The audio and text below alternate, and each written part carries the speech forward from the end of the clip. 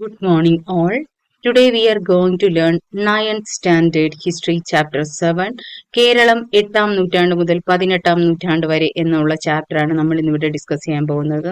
നമുക്കറിയാം നമ്മളിപ്പോൾ മധ്യകാലത്തെ കുറിച്ചാണ് പഠിച്ചുകൊണ്ടിരിക്കുന്നത് അല്ലേ. അപ്പോൾ ഇവിടെ രണ്ട് കോഡ്സ് പോലെ കൊടുത്തിട്ടുണ്ട്. അതായത് നമ്മൾ കഴിഞ്ഞ ചാപ്റ്ററിലൊക്കെ പഠിച്ചിട്ടുണ്ടായിരുന്നു എന്താണ് ലിഖിതങ്ങളെക്കുറിച്ചും അതുപോലെ വാസ്തുവിദ്യയെക്കുറിച്ചും ചിത്രകലയെക്കുറിച്ചൊക്കെ പഠിച്ചിട്ടുണ്ടായിരുന്നു. അപ്പോൾ അതിൻ്റെ ഒരു കണ്ടിന്യൂഷൻ ആണ് ഈ ചാപ്റ്റർ.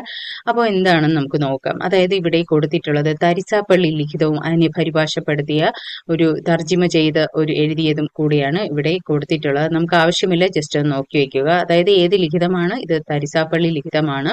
അതായത് ഇവിടെ ഓർക്കേണ്ടതെന്ന് വെച്ചാൽ നമ്മുടെ മധ്യകാലം, കേരളത്തിന്റെ മധ്യകാലം എന്നാണ് തുടങ്ങുന്നത് എന്നാണ് 8ാം നൂറ്റാണ്ട് മുതൽ 18ാം നൂറ്റാണ്ട് വരെയുള്ള കാലമാണ് കേരളത്തിന്റെ മധ്യകാലം എന്ന് അറിയപ്പെടുന്നത്.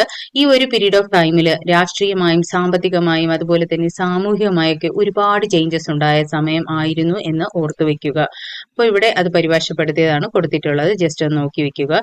എന്താണ് തരിസാപ്പള്ളി ലിഖിതങ്ങൾ എന്ന് നമുക്ക് നോക്കാം. അതായത് മധ്യകാല കേരളത്തിൽ പ്രചാരത്തിൽ ഉണ്ടായിരുന്ന വട്ടെഴുത്ത് ലിപിയിലുള്ളതാണ്. അതായത് തരിസാപ്പള്ളി ലിഖിതങ്ങൾ എഴുതിയിരുന്നത് വട്ടെഴുത്ത് ലിപിയാണ് എന്ന് ഓർത്തു വെക്കുക. ഈ ലിഖിതം അതുപോലെ പെരുമാൾ രാജാവായ സ്ഥാണരുവിയും 5ാമത്തെ ഭരണവർഷത്തിൽ വേണാട് നാടുവാഴിയായ അയ്യനടികൾ തിരുവടികൾ കൊല്ലം നഗരത്തിലെ തരിസാപ്പള്ളിക്ക് ഭൂമി ദാനം കൊടുക്കുന്നതിന്റെ വിവരങ്ങളാണ് ഈ ഒരു രേഖയിലുള്ളത്. അപ്പൊ തരിസാപ്പള്ളി ലിഖിതത്തിൽ ഭൂമി ദാനം കൊടുക്കുന്നതിന്റെ ലിഖിതങ്ങളാണ് ഇതിൽ എഴുതിയിട്ടുള്ളത് എന്ന് ജസ്റ്റ് ഒന്ന് ഓർത്തു വെക്കുക. ഇതിൽ ഉപയോഗിച്ചിരുന്ന ലിപിയാണ് വട്ടെഴുത്ത് ലിപി, അത് മറക്കരുത്, ഓർത്തു വെക്കുക. അപ്പോൾ അതുപോലെ തന്നെ വട്ടെഴുത്ത് ലിഖിതങ്ങളിൽ നിന്നാണ് കേരളത്തിലെ നാടുകളെ കുറിച്ച് നമുക്ക് ഒരുപാട് അറിവ് കിട്ടിയിട്ടുള്ളത്.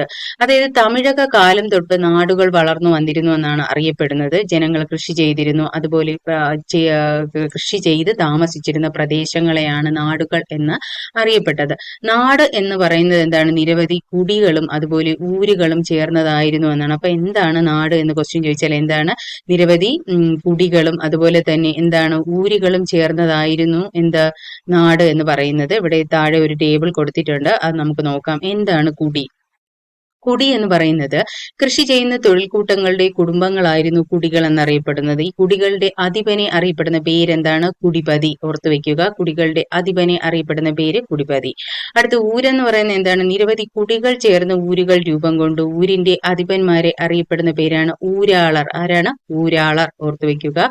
നാടെന്ന് പറയുന്നത് എന്താണ്? നിരവധി ഊരുകൾ ചേർന്നാണ് നാടുകൾ ഉണ്ടാകുന്നത്. ഈ നാടുകൾക്ക് അധികാരമുണ്ടായിരുന്നത്, നാട് ഭരിക്കാൻ അധികാരമുണ്ടായിരുന്നത് ആർക്കാണ്? നാടുവാഴികളാണ്. അപ്പോൾ നാടുവാഴികൾ, കുടിപതി, അതുപോലെ ഊരാളർ, ഇത് മൂന്നും ഓർത്തു വെക്കുക. അടുത്ത് ഈ നാടുകളെല്ലാം, അതായത് ഇന്നത്തെ കൊടുങ്ങല്ലൂർ ആസ്ഥാനമാക്കി കേരളം ഭരിച്ചിരുന്നു. അതായത് മഹോദയപുരം എന്നാണ് അന്ന് അറിയപ്പെട്ടിരുന്നത്. ഇപ്പോഴത്തെ കൊടുങ്ങല്ലൂർ ആസ്ഥാനമാക്കി കേരളം ഭരിച്ചിരുന്ന പെരുമാക്കന്മാരുടെ കീഴിലായിരുന്നു. അതുപോലെ തന്നെ വടക്ക് കോലത്ത് നാട് മുതൽ തെക്ക് വേണാട് വരെയുള്ള 14 നാടുകളും പെരുമാക്കന്മാരുടെ ഭരണം അംഗീകരിച്ചിരുന്നു. അതുപോലെ കേരളത്തിൽ ഏറ്റവും കൂടുതൽ ഒരു കേന്ദ്രീകൃത ഭരണം നിലവിൽ വന്നത് ഏതൊരു പീരീഡ് ഓഫ് ടൈമിലാണ്? ഈ പെരുമാക്കന്മാര് ഭരിച്ചിരുന്ന സമയത്താണ് എന്ന് ഓർത്തു വെക്കുക. അതുപോലെ രാജശേഖരൻ മുതൽ രാമകുലശേഖരൻ വരെയുള്ള രാജാക്കന്മാരാണ് CE 800 മുതൽ 1122 വരെയുള്ള കാലത്ത് മഹോദയപുരം കേന്ദ്രമാക്കി ഭരിച്ചിരുന്നത്. അപ്പോൾ ചിലപ്പോൾ ഇങ്ങനെ ഒരു ക്വസ്റ്റ്യൻ ചോദിക്കാം. CE 800 മുതൽ 1122 വരെയുള്ള കാലത്ത് മഹോദയപുരം കേന്ദ്രമാക്കി ഭരിച്ചിരുന്നത് ആരായിരുന്നു എന്ന് ചോദിച്ചാൽ ആരാണ്? രാമകുലശേഖരൻ വരെയുള്ള, അതായത് രാജശേഖരൻ മുതൽ രാമകുലശേഖരൻ വരെയാണ് ഭരിച്ചിരുന്നത്. അതുപോലെ പെരുമാക്കന്മാരുടെ ഭരണത്തിന്റെ സവിശേഷതകൾ എന്തൊക്കെയാണെന്നാണ് അടുത്ത് നമ്മൾ ഡിസ്കസ് ചെയ്യാൻ പോകുന്നത്. അപ്പോൾ ഇവിടെ ഒരു കോളത്തിൽ കൊടുത്തിട്ടുണ്ട്. അതായത് മഹോദയപുരത്തെ പെരുമാക്കന്മാർ, അതായത് CE 800 മുതൽ 1122 വരെ ആരൊക്കെയാണ് ഭരിച്ചിരുന്നത് എന്നാണ് ഇവിടെ കൊടുത്തിട്ടുള്ളത്. ഇത് ജസ്റ്റ് ഒന്ന് വായിച്ചു വെക്കുക. അതായത് ഫസ്റ്റ് വൺ രാജശേഖരൻ, സ്ഥാണുരവി, അതുപോലെ കോതരവി, കോത കേരള കേസരി, ഇന്ദുകോത, ഭാസ്കര രവി, രവികോത, ആദിത്യൻ കോത, രാമകുലശേഖരൻ, എല്ലാത്തിലും ഒരു കോത എന്നൊക്കെ കൊടുത്തിട്ടുണ്ട് അല്ലേ. അപ്പൊ അത് ഓർത്തു വെക്കാൻ എളുപ്പമാണ്. അപ്പൊ അതൊന്ന് വായിച്ചു വെക്കുക. ഓക്കെ. അതുപോലെ അപ്പൊ എന്താണ് ഈ പെരുമാക്കന്മാരുടെ ഭരണത്തിന്റെ സവിശേഷത എന്ന് നമുക്ക് നോക്കാം. ഓക്കെ. അതായത് പെരുമാക്കന്മാർക്ക് കോയിൽ അധികാരികൾ എന്ന പ്രതിനിധികൾ ഉണ്ടായിരുന്നു. അപ്പോൾ പെരുമാക്കന്മാർക്ക് ആരുണ്ടായിരുന്നു? കോയിൽ അധികാരികൾ എന്ന് പറയുന്ന ഒരു പ്രതിനിധി ഉണ്ടായിരുന്നു എന്നാണ് പറയുന്നത്. പിന്നെ അതുപോലെ തന്നെ 4 തളി എന്ന ബ്രാഹ്മണ സമിതി പെരുമാളിനെ ഭരണകാര്യങ്ങൾ, അപ്പൊ ഭരണസമിതി അറിയപ്പെട്ടിരുന്ന പേരെന്താണ് എന്ന് ചോദിച്ചാൽ എന്താണ്? 4 തളി എന്ന ബ്രാഹ്മണ സമിതിയാണ് ഉണ്ടായിരുന്നത്. അതുപോലെ 1000 എന്ന ഒരു സൈന്യം, അപ്പൊ സൈനിക കൂട്ടത്തെ അറിയപ്പെട്ടിരുന്നത്, അതായത് മധ്യകാലഘട്ടത്തിലെ കേരളത്തിലെ അതായത് പെരുമാക്കന്മാർ ഭരിച്ചിരുന്ന സമയത്തെ സൈനിക കൂട്ടത്തെ അറിയപ്പെട്ടിരുന്ന പേര് എന്താണെന്ന് ചോദിച്ചാൽ എന്താണ്? 1000. ഓർത്തു വെക്കുക. നാടുകൾ, നഗരങ്ങൾ, ബ്രാഹ്മണ ഗ്രാമങ്ങൾ, ക്ഷേത്രങ്ങൾ എന്നിവിടങ്ങളിൽ നിന്ന് പെരുമാൾ നികുതി ഈടാക്കിയിരുന്നു. അപ്പോൾ ഇതൊക്കെയാണ് അവരുടെ സവിശേഷത. എന്തൊക്കെയാണ്? ഒന്നെന്ന് പറയുന്നത് ഇവർക്ക് കോയിൽ അധികാരികൾ എന്ന പ്രതിനിധികൾ ഉണ്ടായിരുന്നു. അതുപോലെ ബ്രാഹ്മണ സമിതി, 4 തളി എന്ന് പറയുന്ന ഒരു ബ്രാഹ്മണ സമിതി ഭരണകാര്യങ്ങളിൽ സഹായിക്കാൻ വേണ്ടി ഇവർക്കുണ്ടായിരുന്നു. അതുപോലെ സൈനിക കൂട്ടം 1000 എന്നാണ് അറിയപ്പെട്ടത്, അവരുണ്ടായിരുന്നു. അതുപോലെ നഗരങ്ങളും അതുപോലെ നാടുകൾ, ബ്രാഹ്മണ ഗ്രാമങ്ങൾ, ക്ഷേത്രങ്ങൾ എന്നിവിടങ്ങളിൽ നിന്നാണ് ഇവർ നികുതി പിരിച്ചിരുന്നത് എന്നും ഓർത്ത് വെക്കുക. ഇവിടെ കുറച്ച് മധ്യകാല കേരളത്തിലെ നാടുകൾ കൊടുത്തിട്ടുണ്ട്. കുറച്ച് ഞാൻ വായിക്കാം. അതായത് കോലത്ത് നാട്, ഏരിമല, പന്തലായിനി കൊല്ലം, അതുപോലെ കൊടുങ്ങല്ലൂർ, കൊല്ലം, വേണാട്, ഇതൊക്കെ വായിച്ചു വെക്കുക. മുത്തുനാട്, അങ്ങനെ ഒരുപാട് സ്ഥലങ്ങൾ കൊടുത്തിട്ടുണ്ട്, അതൊന്ന് നോക്കി വെക്കുക. Next we will discuss about എന്താണ് സ്വരൂപം. ഇത് ഇമ്പോർട്ടന്റ് ആണ്. ഇത് മിക്കവാറും PSC ടെസ്റ്റിന് ചോദിച്ച് കണ്ടിട്ടുണ്ട്. ഓക്കെ, അപ്പോൾ എന്താണ് സ്വരൂപങ്ങളെന്ന് നമുക്ക് നോക്കാം. 12ാം നൂറ്റാണ്ടോടെ പെരുമാക്കന്മാരുടെ കേന്ദ്രീകൃത ഭരണം അവസാനിച്ചു. അപ്പൊ എന്നാണ്? 12ാം നൂറ്റാണ്ടിൽ അവസാനിച്ചു. നാടുകൾ സ്വതന്ത്ര ഭരണ പ്രദേശങ്ങളായി. അങ്ങനെ നാടുകളിൽ എന്ത് ചെയ്തു? വളർന്നു വന്ന അധികാര സ്ഥാനങ്ങൾ നാടുവാഴി സ്വരൂപങ്ങൾ എന്നറിയപ്പെട്ടു. അപ്പൊ നാടുകളിൽ വളർന്നു വന്ന അധികാര സ്ഥാനങ്ങളെ അറിയപ്പെട്ട പേരാണ് എന്ത്? നാടുവാഴി സ്വരൂപങ്ങൾ എന്നറിയപ്പെട്ടു. പ്രധാന നാടുവാഴി സ്വരൂപങ്ങളാണ് ഈ ചുവടെ കൊടുത്തിരിക്കുന്നത്. അതായത് കോല സ്വരൂപം എന്ന് പറയുന്നത് കോലത്ത് നാടാണ്. നെടിയിരുപ്പ് സ്വരൂപം എന്ന് പറയുന്നത് ഏറനാട് ഭരിച്ചിരുന്നത്. പെരുമ്പടപ്പ് സ്വരൂപം എന്ന് പറയുന്നത് കൊച്ചിയാണ്. അതുപോലെ തൃപ്പാപ്പൂര് സ്വരൂപം എന്ന് പറയുന്നത് വേനാട്. ഇത് ഇമ്പോർട്ടന്റ് ആണ്, നല്ല പോലെ വായിച്ച് തറവാക്കി വെക്കുക. ഓക്കെ, അപ്പൊ കോല സ്വരൂപം, നെടിയിരിപ്പ് സ്വരൂപം, പെരുമ്പടപ്പ് സ്വരൂപം, തൃപ്പാപ്പൂര് സ്വരൂപം, ഇതൊക്കെ എവിടെയാണെന്ന് ചോദിക്കും. കോല സ്വരൂപം കോലത്ത് നാട്, നെടിയിരിപ്പ് സ്വരൂപം ഏറനാട്, പെരുമ്പടപ്പ് സ്വരൂപം കൊച്ചി, തൃപ്പാപ്പൂര് സ്വരൂപം വേണാട്. ഓക്കെ, അപ്പോൾ ഇതൊക്കെയാണ് എന്തോന്ന് ഈ സ്വരൂപങ്ങൾ എന്ന് പറയുന്നത്. അത് കഴിഞ്ഞിട്ട് മാർത്താണ്ഡവർമ്മ ആരാണെന്ന് നമുക്ക് നോക്കാം. അതായത് വേണാടിനെ ആധുനികതയിലേക്ക് നയിച്ച, നമ്മൾ കേട്ടിട്ടുണ്ടല്ലേ മാർത്താണ്ഡവർമ്മ, അതായത് വേണാട് ഭരിച്ചിരുന്ന ഭരണാധികാരി. അപ്പോൾ വേണാടിനെ ആധുനികതയിലേക്ക് നയിച്ച ഭരണാധികാരിയായിരുന്നു ആര്? നമ്മുടെ ഈ മാർത്താണ്ഡവർമ്മ. വേണാടിനെ തിരുവിതാംകൂർ എന്ന ആധുനിക രാജ്യമാക്കി മാറ്റിയത് ആരാണ്? അപ്പൊ ആധുനിക തിരുവിതാംകൂർ എന്നറിയപ്പെടുന്നത് ഏതാണ്? വേണാടാണ്. അപ്പൊ ആധുനിക തിരുവിതാംകൂർ എന്നറിയപ്പെടുന്നത് ഏതാണ്? വേണാടാണ്. ആരാണ് ഇതിനെ ആധുനിക രാജ്യമാക്കി മാറ്റിയത്? മാർത്താണ്ഡവർമ്മയാണ്. ഭരണരംഗം നവീകരിച്ചും സൈന്യത്തെ ശക്തമാക്കിയും 18ാം നൂറ്റാണ്ടിൽ മാർത്താണ്ഡവർമ്മയുടെ ഭരണത്തിൻ കീഴിൽ ശക്തമായ നാട്ടുരാജ്യമായി എന്ത് വളർന്നു? തിരുവിതാംകൂർ. നമ്മുടെ തിരുവിതാംകൂർ വളർന്നു, ശക്തമായ ഒരു രാജ്യമായി വളർന്നു വലുതായി. ഓക്കെ, അപ്പോൾ ഇതാണ് മാർത്താണ്ഡവർമ്മയെ കുറിച്ച് പറയുന്നത്. അപ്പോൾ മാർത്താണ്ഡവർമ്മ ആരായിരുന്നു? വേണാടിനെ ആധുനികതയിലേക്ക് നയിച്ച ഭരണാധികാരിയായിരുന്നു മാർത്താണ്ഡവർമ്മ. വേണാടിനെ തിരുവിതാംകൂർ എന്ന് മാറ്റിയത് ആരാണ്? ആധുനിക തിരുവിതാംകൂർ എന്നറിയപ്പെട്ടത് ഏതിനെയാണ്? വേണാടിനെയാണ്. അതാക്കി മാറ്റിയത് ആരാണ്? നമ്മുടെ മാർത്താണ്ഡവർമ്മയാണ് എന്ന് ഓർത്തു വെക്കുക. അടുത്തത് മരുമക്കത്തായം സ്വയംഭരണ അവകാശമുള്ള തറവാടുകളായിരുന്നു സ്വരൂപങ്ങൾ. അപ്പം മരുമക്കത്തായം നിലനിന്നിരുന്നത് എവിടെയാണ്? ഈ സ്വരൂപങ്ങളിലൊക്കെ നിലനിന്നിരുന്നതാണ് മരുമക്കത്തായം. സ്വയം ഭരണ അവകാശമാണ് അവർക്ക് നിലനിന്നിരുന്നത് എന്ന് ഓർത്തു വെക്കുക. സ്വരൂപങ്ങൾക്ക് എപ്പോഴും എന്തുണ്ടാവും? ഒരു സൈനിക കൂട്ടം ഉണ്ടായിരുന്നു.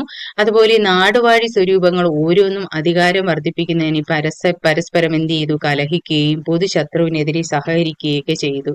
അതായത് ഇപ്പോഴത്തെ ചാര സംഘടന പോലെയൊക്കെ അന്നും ഉണ്ടായിരുന്നു അടി. ഓക്കെ, അതുപോലെ തന്നെ 15ാം നൂറ്റാണ്ടിന്റെ അവസാനത്തോടെ കേരള തീരത്ത് കച്ചവടത്തിനെത്തിയ പോർച്ചുഗീസുകാരും ഡച്ചുകാരും ഇത്തരം മത്സരങ്ങളിൽ തങ്ങളുടെ കച്ചവട താല്പര്യങ്ങൾക്കനുസരിച്ച് ഇടപെട്ടിരുന്നു. അപ്പൊ അവരും കൂടെ വന്നപ്പോ അവരും കൂടെ എന്ത് ചെയ്തു? ഇവരെ കൂടെ ചേരുകയുണ്ടായി. ഓക്കെ, 18ാം നൂറ്റാണ്ട് വരെ നാടുവഴി സ്വരൂപങ്ങൾ വലിയ മാറ്റങ്ങളില്ലാതെ നിലനിന്നു. എന്നാൽ 18ാം നൂറ്റാണ്ടിന്റെ 2ാം പകുതിയായപ്പോൾ നമ്മുടെ മൈസൂർ സുൽത്താൻമാരായ ആരൊക്കെ അവിടെ എത്തിച്ചേർന്നു? ഹൈദരാലിയും ടിപ്പു എവിടെ എത്തി? കേരളത്തിലേക്ക് നയിച്ച പടയോട്ടങ്ങൾ വടക്കൻ കേരളത്തിലെ നാടുവാഴികൾ എന്ത് ചെയ്തു? പരിഭ്രാന്തി പടർത്തി. അപ്പോൾ ഏത് നൂറ്റാണ്ടിലാണ്? 18ാം നൂറ്റാണ്ടിലാണ് ആര് വന്നത്? ഹൈദരാലിയും ടിപ്പുവും എവിടെ വന്നു? കേരളത്തിൽ ഭയങ്കര ശക്തമായിട്ട് കേരളത്തിൽ എത്തിച്ചേർന്നു. അപ്പൊ ഇത് നാടുവാഴികളിൽ എന്ത് ചെയ്തു, ഭയങ്കര പരിഭവങ്ങളൊക്കെ ഉണ്ടാവുകയുണ്ടായി. അതുപോലെ തന്നെ ഈ കോലസ്വരൂപം, അടുത്തത് കോലസ്വരൂപവും മറ്റു ചെറു സ്വരൂപങ്ങളും ദേശങ്ങളും എല്ലാം എന്ത് ചെയ്തു, മൈസൂർ സുൽത്താൻമാരുടെ അധീനതയിലാവുകയും ഈ മൈസൂർ സുൽത്താൻമാരുടെ ആക്രമണം ഭയന്ന് മിക്ക നാടുവാഴികൾ എന്ത് ചെയ്തു, ദേശവാഴികളും വേണാട്ടിലേക്ക് പലായനം ചെയ്യുകയും ചെയ്തു. കൊച്ചിയിലെ പെരുമ്പടുപ്പ് സ്വരൂപം മൈസൂർ സുൽത്താൻമാരുടെ പരമാധികാരം അംഗീകരിച്ചു. തിരുവിതാംകൂർ എന്ത് ചെയ്തു, ചെറുത്തുനിന്നു. അപ്പൊ തിരുവിതാംകൂർ മാത്രമാണ് ചെറുത്തു നിന്നത് ഈ ഹൈദരാലിയുടെ കൂടെയും അതുപോലെ തന്നെ ടിപ്പുവിന്റെ കൂടെയും. ചെറുത്ത് നിന്ന രണ്ട് ഭരണാധികാരികൾ ഇവരായിരുന്നു. പിന്നെ ബാക്കി എല്ലാവരും എന്ത് ചെയ്തു, തിരുവിതാംകൂറിലോട്ട് പോവുകയാണ് ഉണ്ടായത്. അപ്പൊ ആരാണ് മൈസൂർ സുൽത്താൻമാർ എന്ന് നമുക്ക് നോക്കാം. കേരളത്തിലേക്ക് പടനയിച്ച മൈസൂർ ഭരണാധികാരികളായിരുന്നു നമ്മുടെ ഹൈദരലിയും പുത്രനായ ടിപ്പു സുൽത്താനും. ഓർത്തുവെക്കോ, ഹൈദരലിയുടെ പുത്രനാണ് ആര്, ടിപ്പു സുൽത്താൻ. 1766 മുതൽ 1792 വരെ മൈസൂർ സുൽത്താൻമാരുടെ ഭരണം മലബാറിലാണ് നിലനിന്നത്. അപ്പോൾ എന്ന് തൊട്ട് എന്ന് വരെ എന്ന് ഓർത്തു വെക്കുക, എവിടെയായിരുന്നു, മലബാറിലാണ് ഇവരുടെ ഭരണം നിലനിന്നിരുന്നതെന്ന് ഓർത്തു വെക്കുക.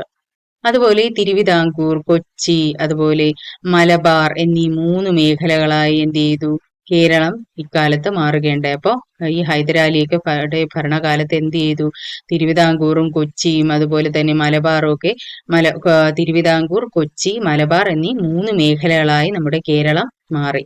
18-ാം നൂറ്റാണ്ടിന്റെ അന്ത്യത്തോടെ ആര് വന്നു, ബ്രിട്ടീഷ് ഈസ്റ്റ് ഇന്ത്യ കമ്പനി ആരെ പരാജയപ്പെടുത്തി, നമ്മുടെ ടിപ്പുവിനെ പരാജയപ്പെടുത്തി. അതോടെ ടിപ്പുവിന്റെ നിയന്ത്രണത്തിലായിരുന്ന മലബാർ പൂർണ്ണമായ ആരുടെ അധീനതയിലായി, നമ്മുടെ ബ്രിട്ടീഷുകാരുടെ അധീനതയിലായി. സ്വതന്ത്ര ഭരണാധികാരികൾ എന്ന നിലയിലുള്ള നാടുവാഴി സ്വരൂപങ്ങളുടെ അധികാരം മലബാറിൽ ഇതോടെ എന്ത് ചെയ്തു, അവസാനിച്ചു. തിരുവിതാംകൂറും കൊച്ചിയും എന്ത് ചെയ്തു, നാട്ടുരാജ്യങ്ങളായി തുടർന്നു. അപ്പോൾ തിരുവിതാംകൂറും കൊച്ചിയും എന്തായി, നാട്ടുരാജ്യങ്ങളായി. ബാക്കിയുള്ളതെല്ലാം നമ്മുടെ ബ്രിട്ടീഷുകാർ എന്ത് ചെയ്തു, പിടിച്ചടക്കി എന്നാണ് പറയുന്നത്. അപ്പോൾ ഹൈദരാലിയും അവരെ നമ്മുടെ ബ്രിട്ടീഷ് ഈസ്റ്റ് ഇന്ത്യ കമ്പനി പരാജയപ്പെടുത്തി എന്ന് ഓർത്തു വെക്കുക. അടുത്തത് എന്താണ് ഭൂ ഉടമ അവകാശങ്ങൾ എന്ന് നമുക്ക് നോക്കാം.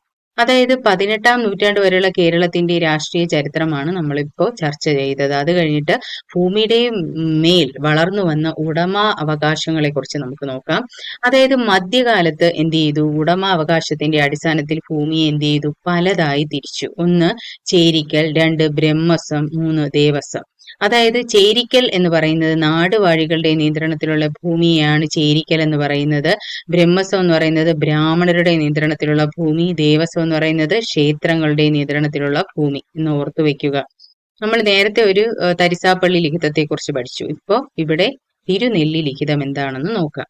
അതായത് തിരുനെല്ലി ദേവർക്ക് നിത്യം 12 അടിക്ക് അരി, 3 നാഴിയിൽ 6 നാഴിയും 1 നന്ദാവിളക്കും ഏർപ്പെടുത്തി കീഴ്കാട്ടി പൂഴച്ചേരിക്കൽ ഭൂമി.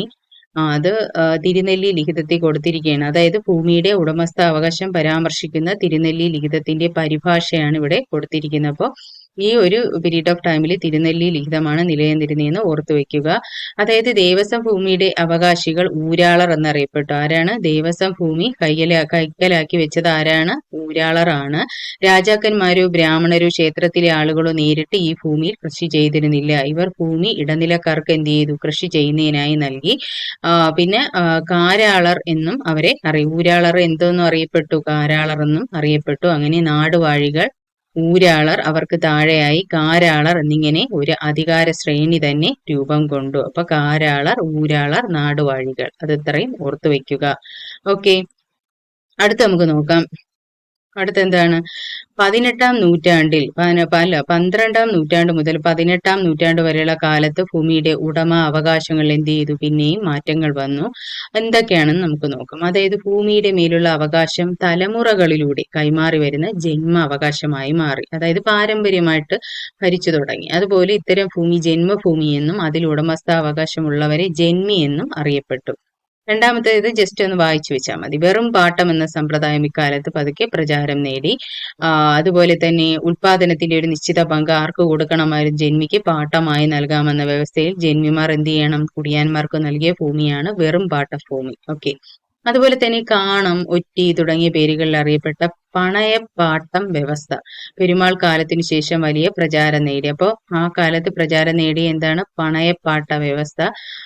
ഇത് അതായത് കാണം, ഒറ്റിക്കൊക്കെ ഇങ്ങനെ പെരേടമൊക്കെ കൊടുക്കുന്ന, വസ്തുവൊക്കെ കൊടുക്കുന്ന, ഭൂമി കൊടുക്കുന്ന, അതാണ്. ഈ ഭൂമി വിൽക്കാനോ കൈമാറ്റം ചെയ്യാനോ കാണക്കുടിയാന് അവകാശമില്ല. കൃഷി ചെയ്യാനുള്ള അവകാശം മാത്രമേ ഇവർക്കുള്ളൂ എന്നാണ് ഇതിൽ പറയുന്നത്, ഈ പണയപ്പാട്ടം വ്യവസ്ഥയിൽ പറയുന്നത്. ആ കാലഘട്ടത്തിൽ അതുപോലെ തന്നെ ഒരുതരം നികുതി ഇളവായിരുന്നു കുഴിക്കാണ്. അപ്പൊ എന്തായിരുന്നു, മധ്യകാല കേരളത്തിൽ ഉപയോഗിച്ചിരുന്ന ഒരു നികുതി ഇളവിനെ അറിയപ്പെട്ടിരുന്ന പേരാണ് കുഴിക്കാണ്. ഇത് പ്രകാരം എന്താണ്, കായ്ച്ചു തുടങ്ങാത്ത ഫലവൃക്ഷ തൈകളെ പാട്ടം കണക്കാക്കുന്നതിൽ ജന്മിമാർ എന്ത് ചെയ്തു, ഒഴിവാക്കിയിരുന്നു എന്നാണ് പറയുന്നത്. അപ്പൊ കുഴിക്കാണം ഓർത്തു വയ്ക്കുക. അത് കഴിഞ്ഞിട്ട് 18-ാം നൂറ്റാണ്ടിന്റെ രണ്ടാം പകുതിയായപ്പോൾ എന്ത് ചെയ്തു, ഭൂമി അളന്നു തിട്ടപ്പെടുത്തി. അതുപോലെ മലബാർ ഇക്കാലത്ത് മൈസൂർ സുൽത്താൻമാരുടെ കീഴിലായിരുന്നു. കൃഷിഭൂമിയിലെ മൊത്തം ഉൽപാദനം കണക്കാക്കി അതിന്റെ നിശ്ചിത ഭാഗം നികുതിയായി പിരിച്ചെടുക്കുന്ന സമ്പ്രദായമാണ് മൈസൂർ സുൽത്താൻമാർ സ്വീകരിച്ചത്. പിന്നീട് ബ്രിട്ടീഷുകാർ വന്നെന്ന് പറഞ്ഞല്ലോ. അപ്പോൾ ബ്രിട്ടീഷുകാർ എന്ത് ചെയ്തു, ഭൂസർവേ നടത്തി ഓരോ ഭൂമിയും ഏക്കർ, സെന്റ് എന്നിവ തിരിച്ച് സർവേ നമ്പർ കൊടുത്ത് രേഖപ്പെടുത്തി. ഓക്കെ. അത് കഴിഞ്ഞിട്ട് കൊച്ചിയിലും തിരുവിതാംകൂറിലും സമാനമായ ഭൂസർവേകൾ നടന്നു. കൊച്ചിയിലേത് കേട്ടെഴുത്തെന്നും തിരുവിതാംകൂറിലേത് ഏതെന്നും അറിയപ്പെട്ടു, കണ്ടെഴുത്തെന്നും അറിയപ്പെട്ടു. അപ്പൊ കൊച്ചിയിലേത് എന്തറിയപ്പെട്ടു, കേട്ടെഴുത്തെന്നും അതുപോലെ തിരുവിതാംകൂറിലേത് കണ്ടെഴുത്തെന്നും അറിയപ്പെട്ടു. ഇപ്രകാരം തിട്ടപ്പെടുത്തിയ ഭൂമിയിന്മേൽ നിശ്ചിത നികുതി ഏർപ്പെടുത്തി. അപ്പോൾ ബ്രിട്ടീഷുകാരാണ് ഭൂസർവേ എന്ന് പറയുന്ന സമ്പ്രദായം കൊണ്ടുവന്നത്. ആ ഒരു മധ്യകാല ടൈം എന്ന് പറയുന്നത് കേരളത്തിന്റെ, അതിൽ ഓരോ ഭൂമിയും ഏക്കർ, സെന്റ് എന്ന് പറഞ്ഞ് അവരെന്ത് ചെയ്തു, സർവേ നടത്തി എന്ന് ഓർത്ത് വെക്കുക. അപ്പോൾ ഇന്നത്തെ ക്ലാസ് വൈൻഡപ്പ് ചെയ്യുന്നു. അപ്പോൾ നിങ്ങൾക്ക് എൻ്റെ ചാനൽ ഇഷ്ടപ്പെടുകയാണെങ്കിൽ ലൈക്ക് ചെയ്യുക, ഷെയർ ചെയ്യുക, സബ്സ്ക്രൈബ് ചെയ്യുക. See you tomorrow. Okay, thank U.